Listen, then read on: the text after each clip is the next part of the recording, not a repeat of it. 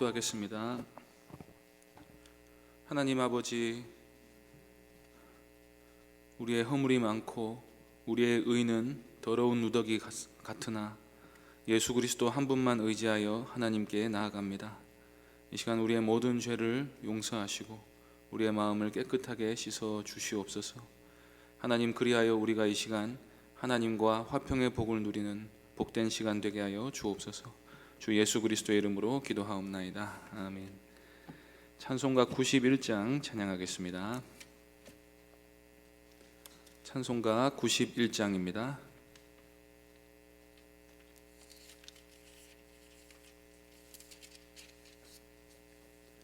찬송가 91장 함께 찬송하겠습니다. 슬픈 마음 있는 사람 예수 이름 믿으면 영원토록 변함없는 기쁜 마음 얻으리. 예수의 이름은 세상의 소망이요, 예수의 이름은 천국의 기쁨일세. 거룩하신 주의 이름 너의 방패 삼으라. 환난 시험 당할 때에 주께 기도드려라. 예수의 이름은 세상의 소망이요, 예수의 이름은 천국의 기쁨일세. 존귀하신 주의 이름 우리 기쁨 되도다. 주의 품에 안길 때에 기뻐 찬송 부르리. 예수의 이름은 세상의 소망이요, 예수의 이름은 천국의 기쁨일세. 우리 갈 길 다 간 후에 보좌 앞에 나아가 왕의 왕께 경배하며 멸류관을 드리리. 예수의 이름은 세상의 소망이요, 예수의 이름은 천국의 기쁨일세. 하나님 말씀은 미가서 4장 1절부터 5절까지입니다.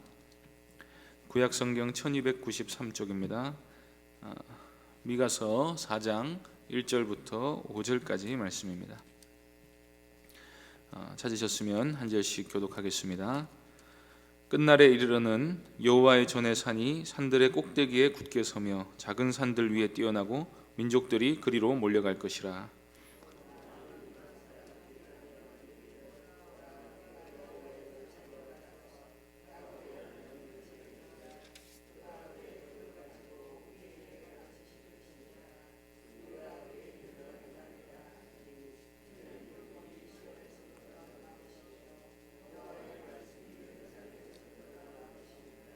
그가 많은 민족들 사이에 이를 심판하시며 먼 곳 강한 이방 사람을 판결하시리니 우리가 그 칼을 쳐서 보습을 만들고 창을 쳐서 낫을 만들 것이며 이 나라와 저 나라가 다시는 칼을 들고 서로 치지 아니하며 다시는 전쟁을 연습하지 아니하고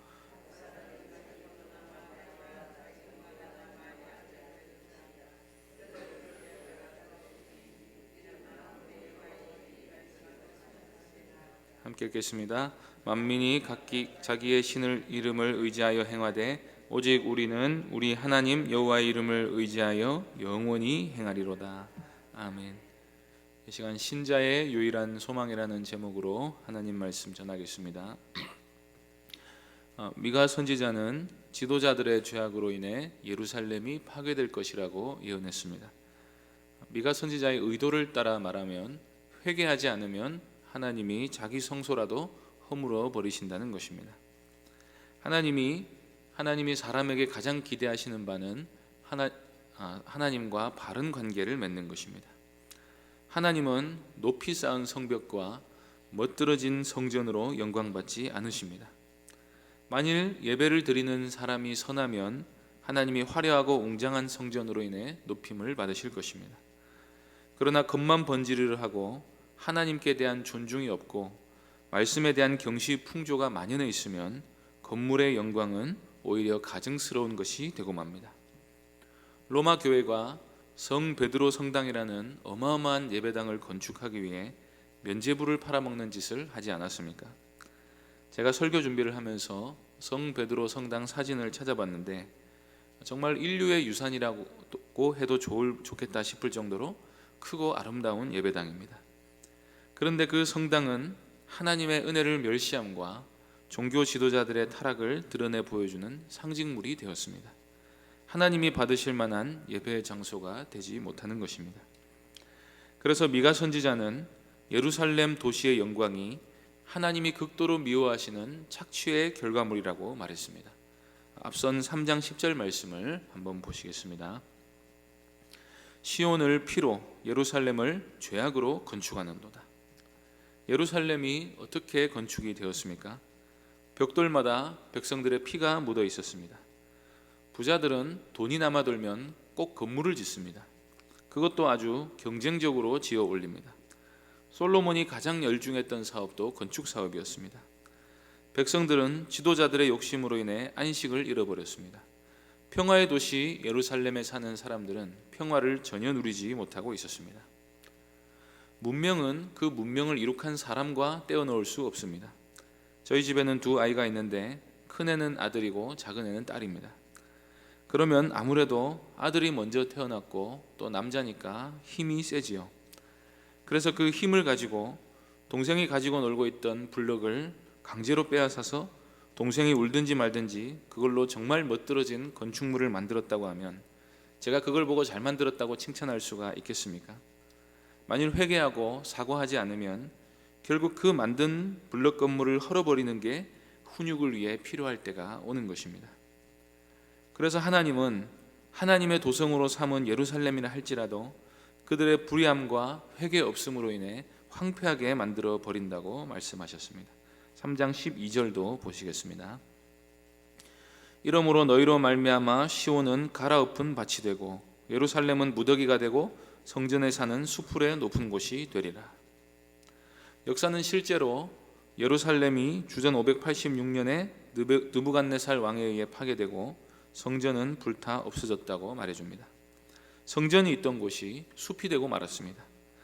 오늘 본문 말씀은 바로 이 지점에서 시작됩니다.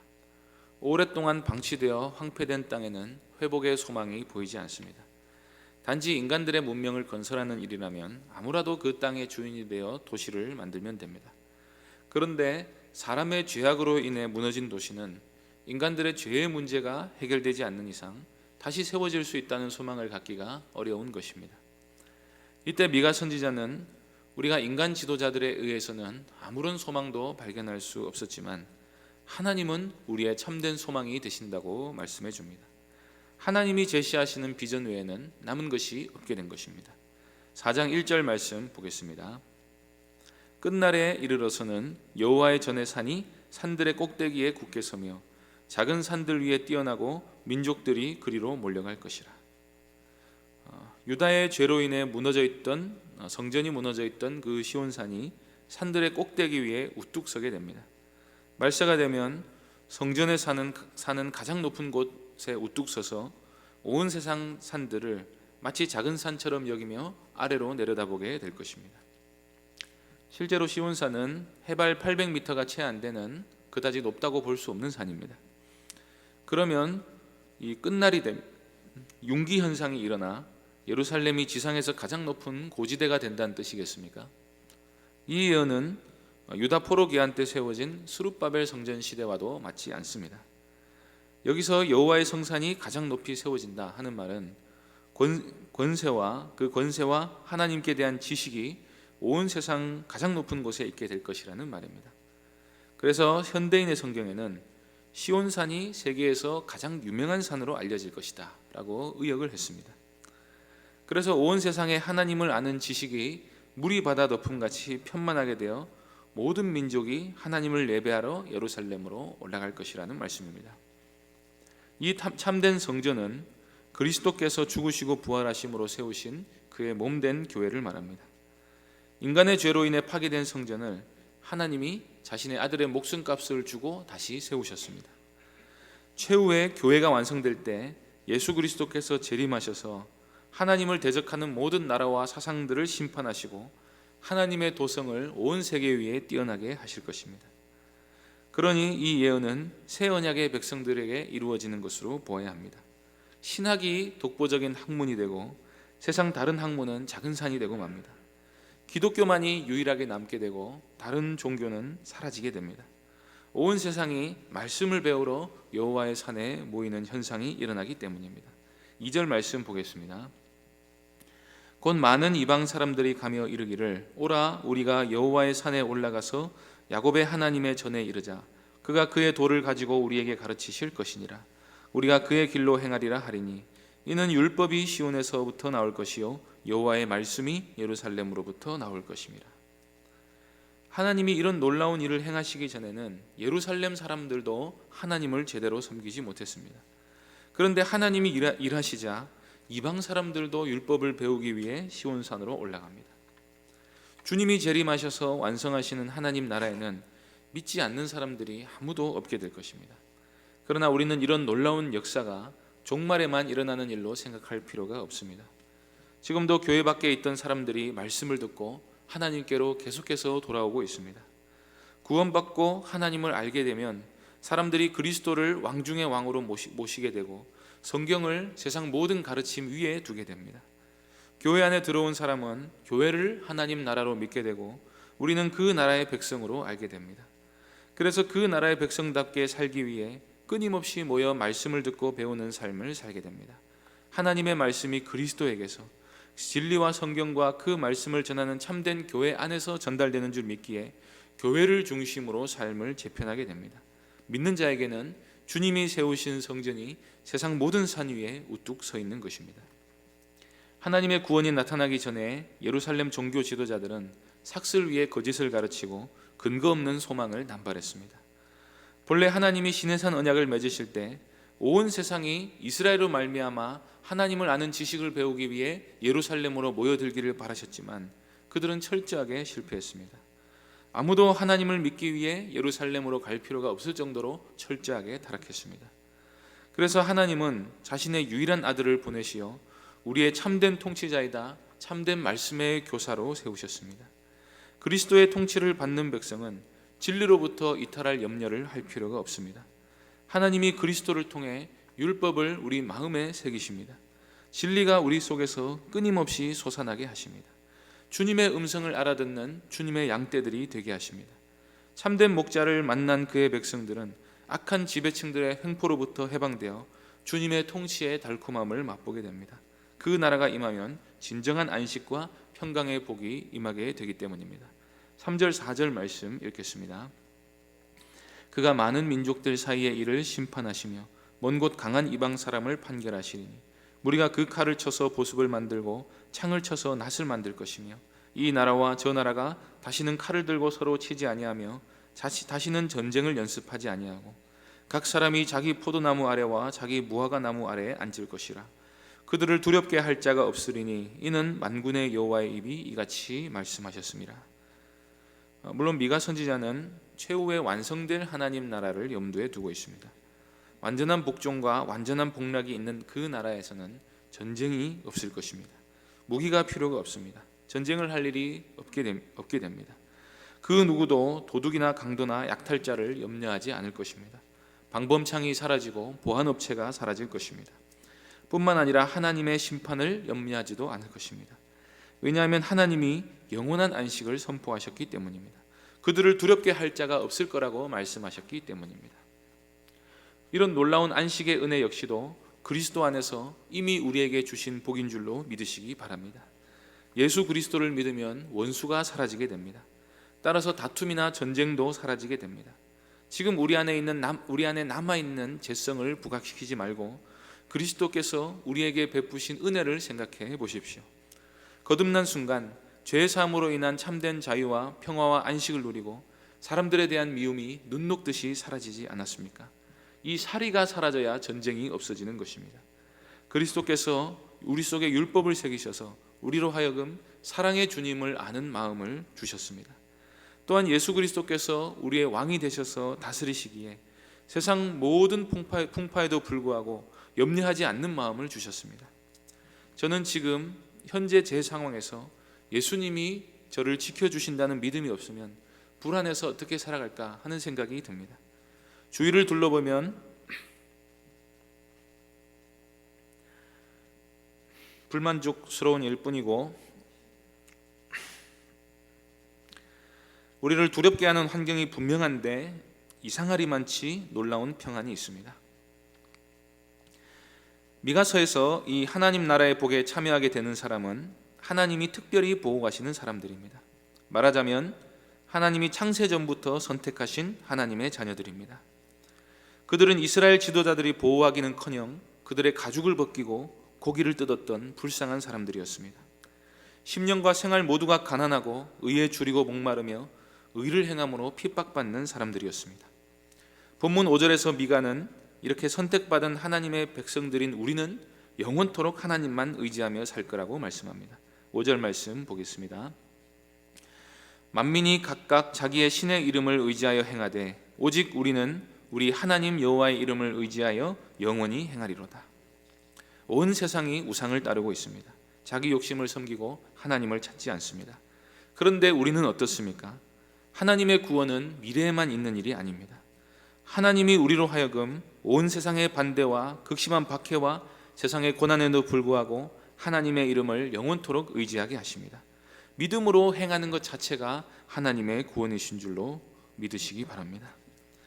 우리의 믿음이 아직도 성장 중이고 우리의 죄성이 남아있고 세상은 아직도 타락의 영향 아래 있으며 주님은 재림하지 않으셨고 따라서 그 나라는 완성되지 않았기 때문에 약속의 완전한 성취는 이루어지지 않았습니다. 그러나 하나님이 예수 그리스도 안에서 그 나라의 복을 여기서부터 맛보며 천국에서의 삶을 시작하게 하셨음을 믿으시기 바랍니다. 그리고 마침내 아무도 우리를 다시는 두렵게 할 자가 없는 참으로 복된 나라에 살게 하실 줄로 믿으시기 바랍니다. 그 날에 안착할 때까지 왕이신 예수님이 우리를 지켜주십니다. 이것을 너희에게 이름은 너희로 내 안에서 평안을 누리게 함이라. 세상에서는 너희가 환난을 당하나 담대하라, 내가 세상을 이기었노라. 하나님이 예수 그리스도로 말미암은 구원을 우리에게 이미 주셨음을 감사하면서 날마다 기뻐하며 찬미하는 삶을 살아가는 은혜가 여기 모인 모든 성도님들에게 있으시기를 바랍니다. 기도하겠습니다. 하나님 아버지, 그리스도 안에서 안식의 복을 우리에게 허락하여 주시고 불안하고 두렵고 답답한 세상 가운데서도 평안을 잃어버리지 않고 하나님 나라에 대한 소망을 우리 속에 두고 살아가게 하시니 참으로 감사합니다. 우리 자신이 아니라 날마다 그리스도를 의지하여 그리스도의 통치를 받으며 그 안에서 평안과 안식을 누리며 우리 마음속의 전쟁이 사라지는 놀라운 은혜를 경험하며 살게 하여 주옵소서. 주 예수 그리스도의 이름으로 기도하옵나이다. 아멘. 하늘에 계신 우리 아버지여, 이름이 거룩히 여김을 받으시오며 나라에 임하옵시며 뜻이 하늘에서 이룬 것 같이 땅에서도 이루어지이다. 오늘날 우리에게 일용할 양식을 주옵시고 우리가 우리에게 죄 지은 자를 사하여 준 것 같이 우리 죄를 사하여 주옵시고 우리를 시험에 들게 하지 마옵시고 다만 악에서 구하옵소서. 대개 나라와 권세와 영광이 아버지께 영원히 있사옵나이다. 아멘.